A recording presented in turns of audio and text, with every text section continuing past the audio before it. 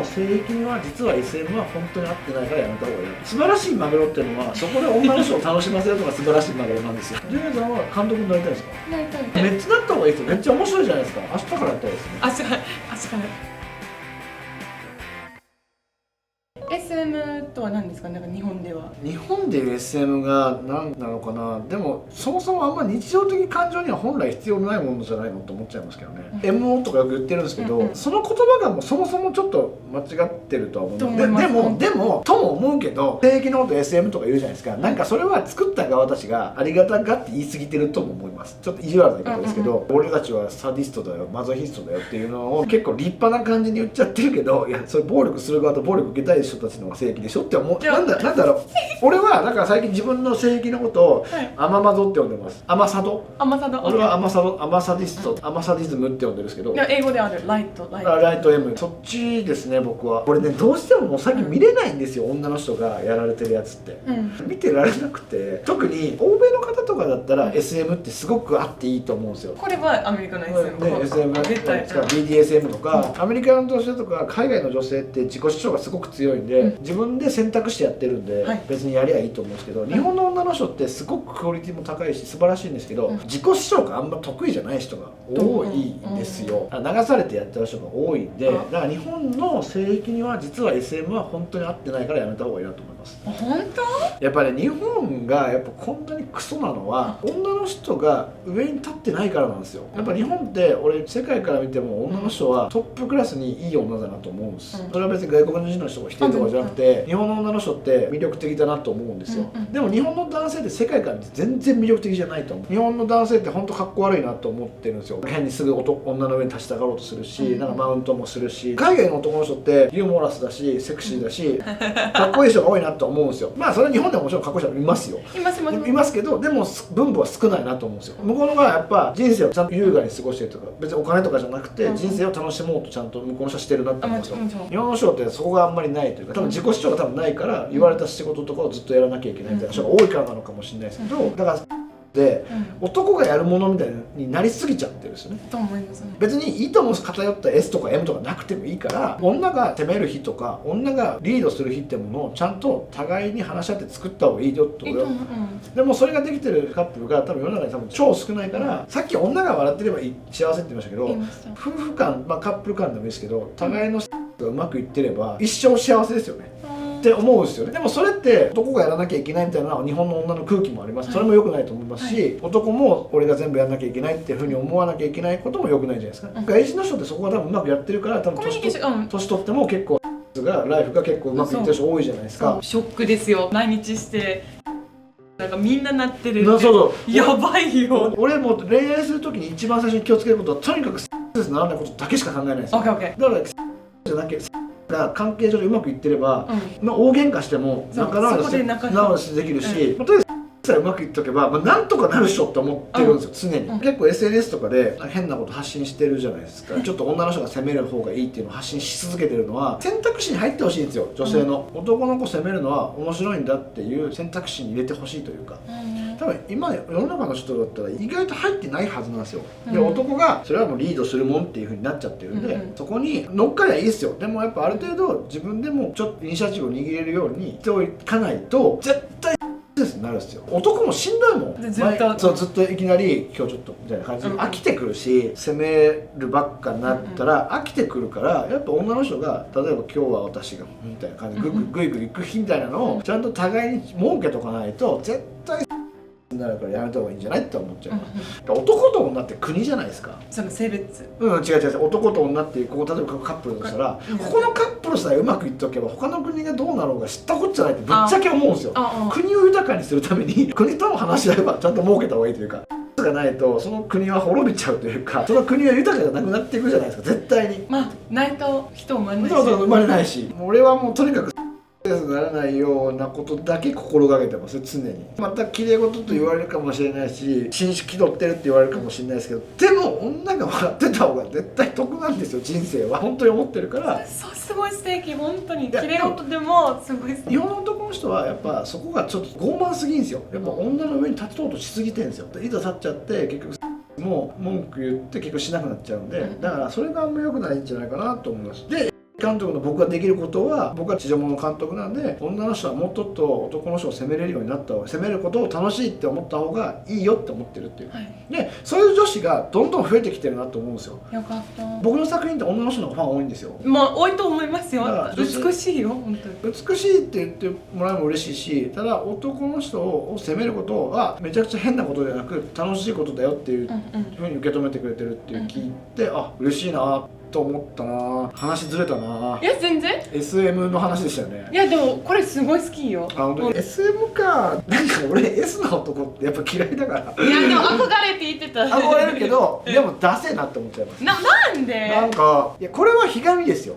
ひがみだし、なんかかっこいいじゃないですか。S な男ってずるくない？なんか黒い格好してみんな。俺だから黒い格好してるもん。一般人としてね。私はやっぱ S の方が絶対モテるし。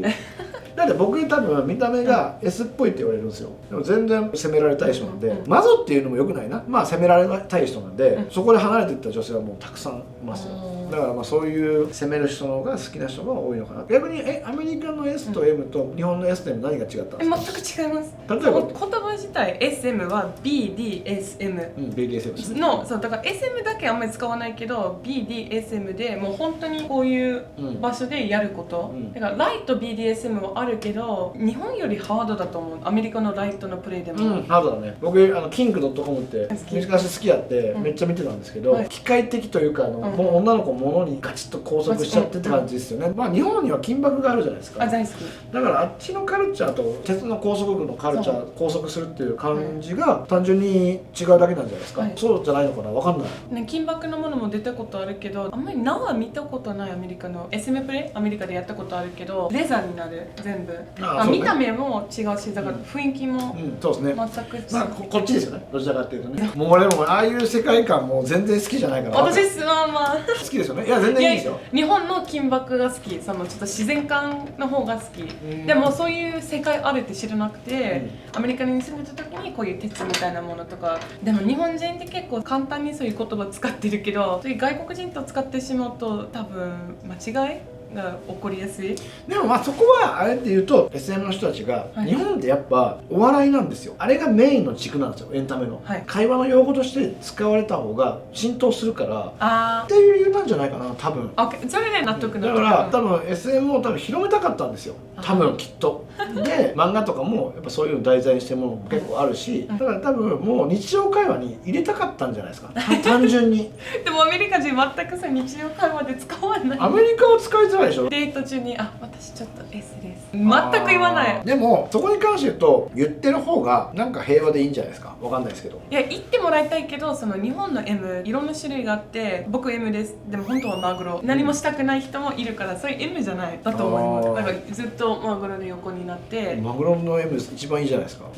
それはまあ女性やる側の言い分は分かりますよ、それはもちろん。マグロの M 楽しくない。撮っててやってて撮っても楽しくないじゃない。声も出さないってこと？声出せないし動かないし、声出してほしい。いじめてるんでやれば。それはそうです。それはわかるけど、でも撮ってる時たまに何も音ない方がいいなと思う時はそれはあるけど、個人のことを言うと別にマグロのことはそんなに嫌じゃないけど、ぶっちゃけ。でもプライベートでは素晴らしいマグロっていうのはそこで女の人を楽しませるのが素晴らしいマグロなんですよ。わかります。で結局そのさっき S とか M とかいろいろ話しましたけど、やっぱり MO っていうのは何もしない代わりに女の子に楽しかったって言わせなきゃいけないんですよ。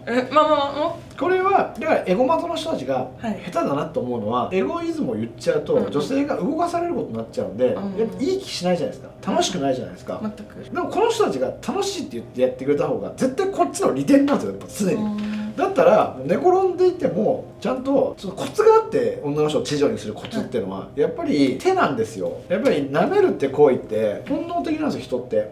だから食べるっていう行為はもうみんなやってる行為なんで、常に。だから何か口に来たら動かすっていうのがもう自然のもう本能に近いなと思うんですけど、でも手は理性なんですよ。手はこっちが考えないと動かないんですよ。だから僕は M をするときに絶対女の人の足首握りますよね。そこで強弱伝えますよね。そしたら別に喋んなくても女の人がこいつ感じてんだなっていうふうに分かるサインをいっぱい作ります。それはいいけど、マグロで全くサインとか合図出してくれないと。それはでもそれはあえて言うと、そんなマグロとしかいいなと己を責めろと俺は思いますあえて厳しいこと言うとあえて厳しいこと言うとさいますよ男優さんにもマグロの人と怒りますよそらかっこいい。いや君やめなよとは言いますよそれはもちろんでもマグロのプレイが気持ちいいだろうなと思う時はあるっすよそれはしょうがないんじゃないですかなんでマグロプレイの言葉聞きたくない動けマグロプレイはでもやっぱりみんな好きなんじゃないですか男性は本当にまあ多分女の子も好きと思うけど私の野獣が好き。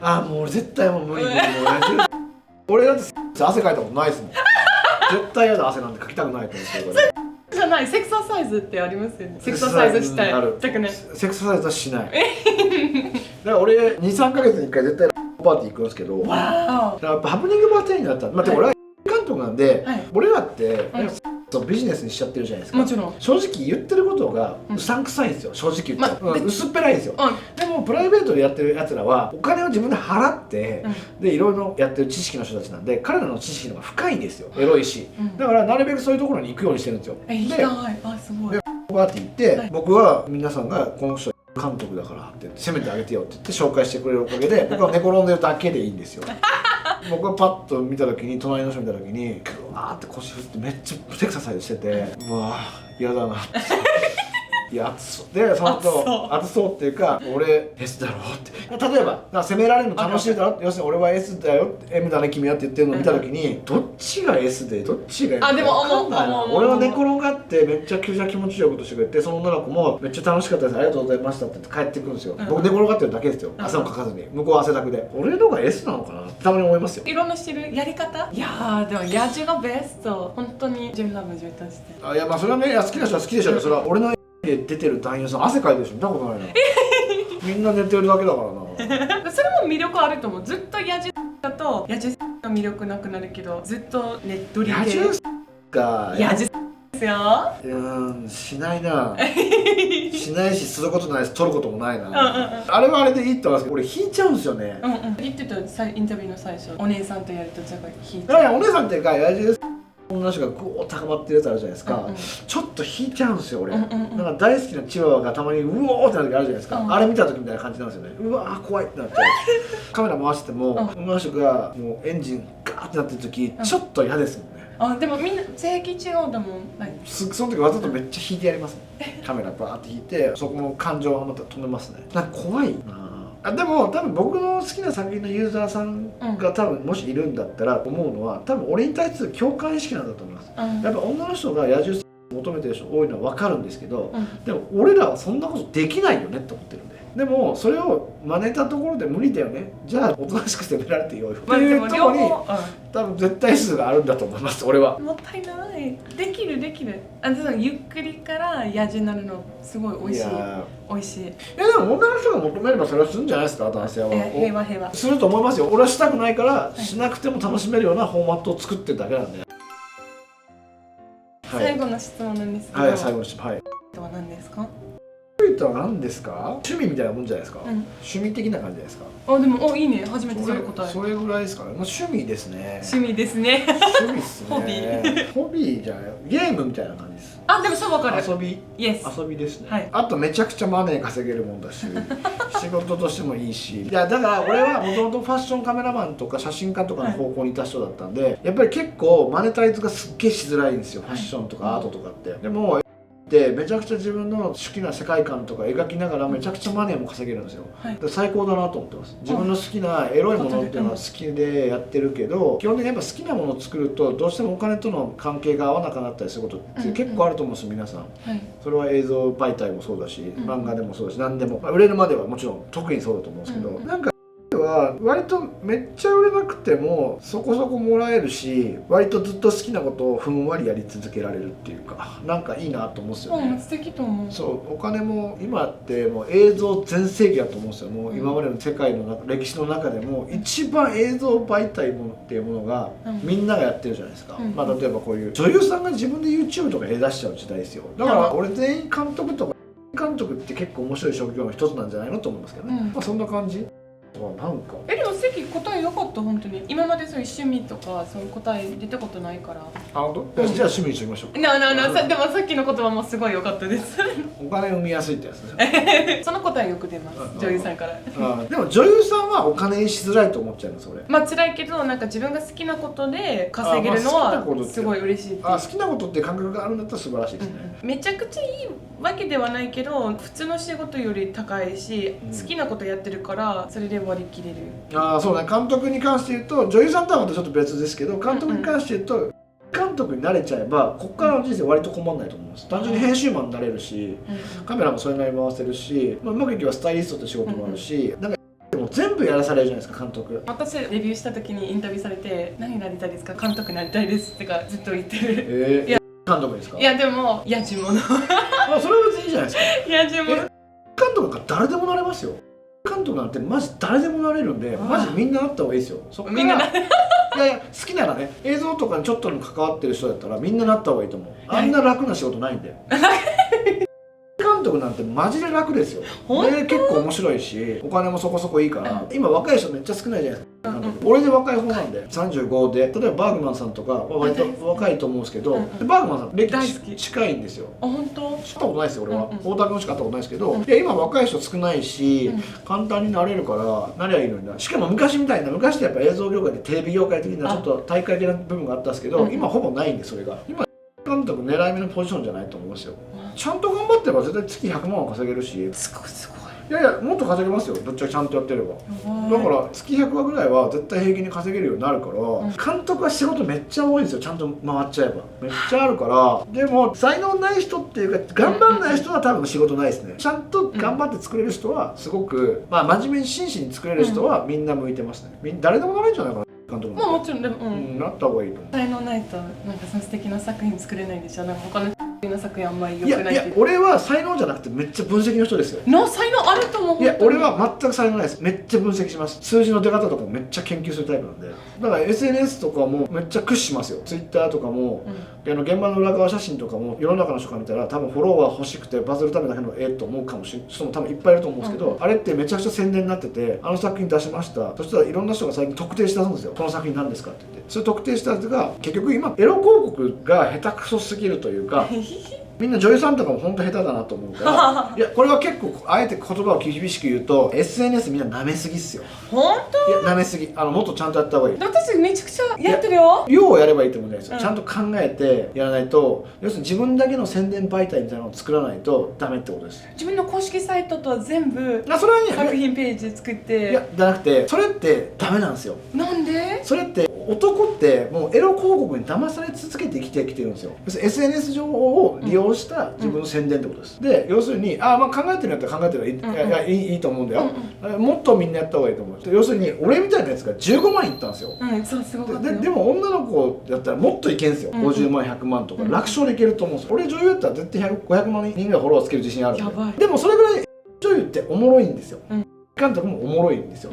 そこをもっと逆手に取った方がいいし、計算した方がいいし、でそれに対してエロの広告、要するにファンザとかのページ数あるじゃないですか。あれみんなリツイートするじゃないですか。でご丁寧に悪く言っちゃうと、あれって一番効果ないんで、あれやっちゃうの、あれ見てこれいいな買おうって思う人って実はいなくて、俺で現場の裏側写真ドンってのした時に数字見て思ってたのが、これは一瞬何の作品なんだって気になるんですよ。絵がおもろいから、この作品なんだ、こんな変な撮影の中身見てみたいってなって買う人が増えるんですよ。だから要するにみんな同じような感じの宣伝ばっかしてないで、自分のオリジナルの宣伝広告を持たないと、宣伝方法みたいなのを自分で作っていかないと、要するに売り上げを自分で操作できるぐらいになった方がいいってことです。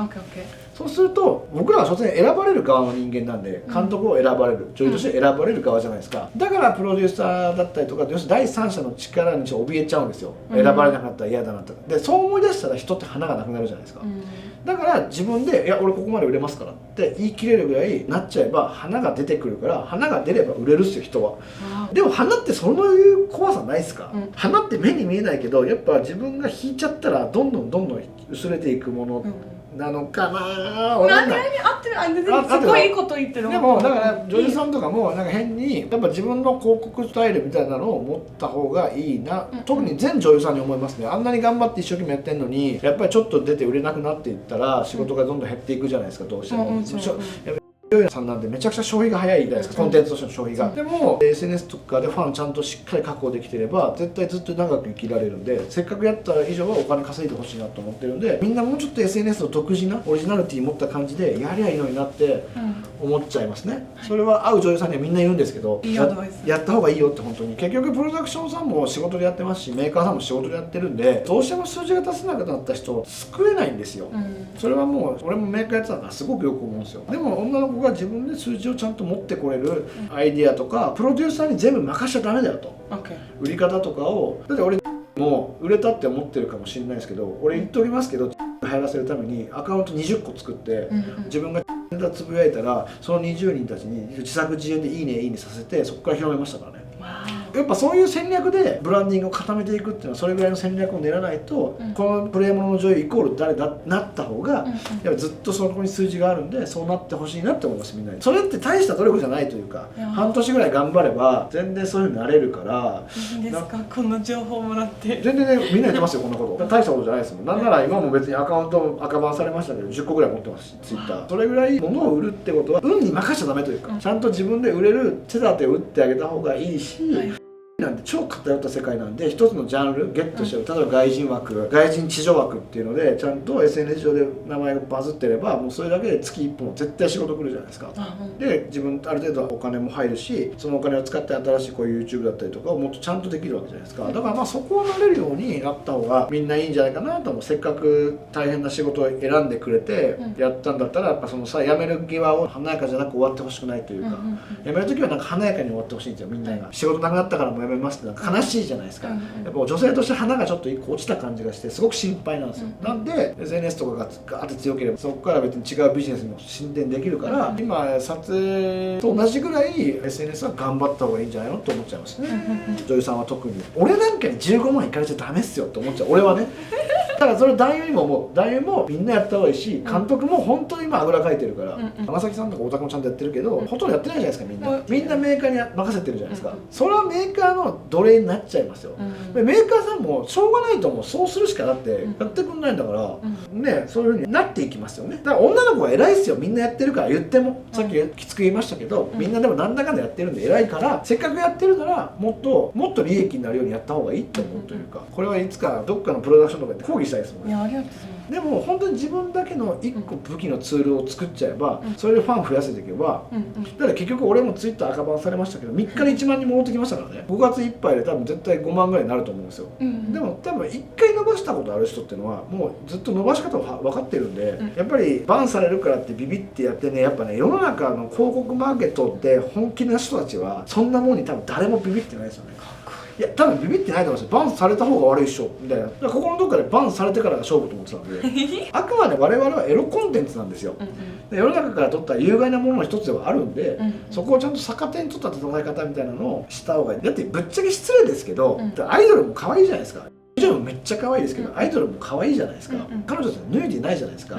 同じような写真上げてたらやっぱ脱いでない方だけの可愛い方見ちゃいますよ、男は、人は。だったらそこをなんかちゃんと、要するにグラビアとかインスタのグラビアとかもそうですけど、やっぱそこだけやっててもダメでしょってやっぱ思っちゃう。その枠は深田恵美が取ったでしょと思って、だから偉いですよね、一人だけちゃんと。まあ YouTube やってる人いっぱいいますけど、難しいですよね。エロではそこからマネタイズする方法って何なのかなっていつも。だから YouTube だけやってないんですよ俺。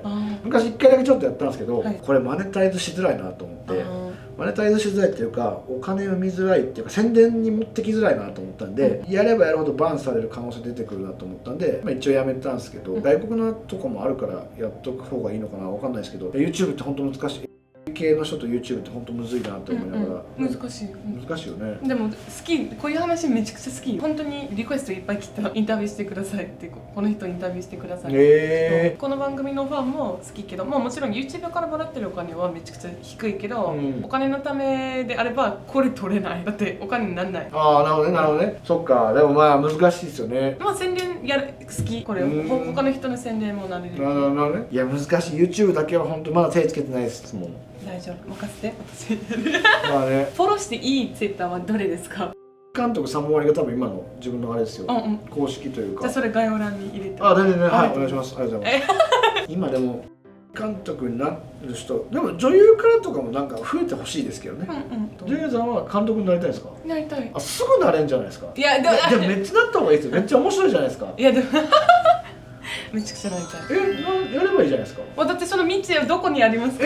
どこでもあるよ、どこでもあるよ。いやだってメーカーにいるに、私なりたいです。多分事務所はノープロブレムだと思うけど、でも入り道は分かる。だって別にさ、最後自分が主演すればいいじゃないですか。前は、VR なんだっけ、コアラさんのグループ、その VR、募集中で入りますかってマネージャーは OK って言ってたけど、コロナでちょっとできなくなったから。いや、今だったら変な話、男優だけ呼んで、それすればいいじゃないですか。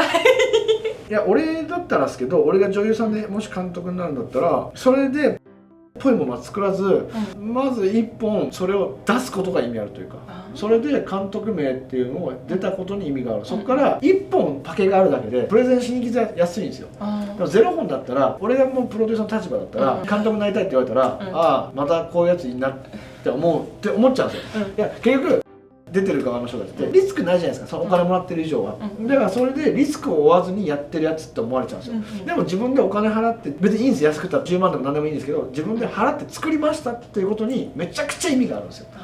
こいつちゃんと自分で払ってでも水に切ってでもやれる偉いやつだなって思われたら、で見てみてエロかったり面白かったりしてたら荒削りだけど、そこに多分マネーは回収できないですよ絶対に。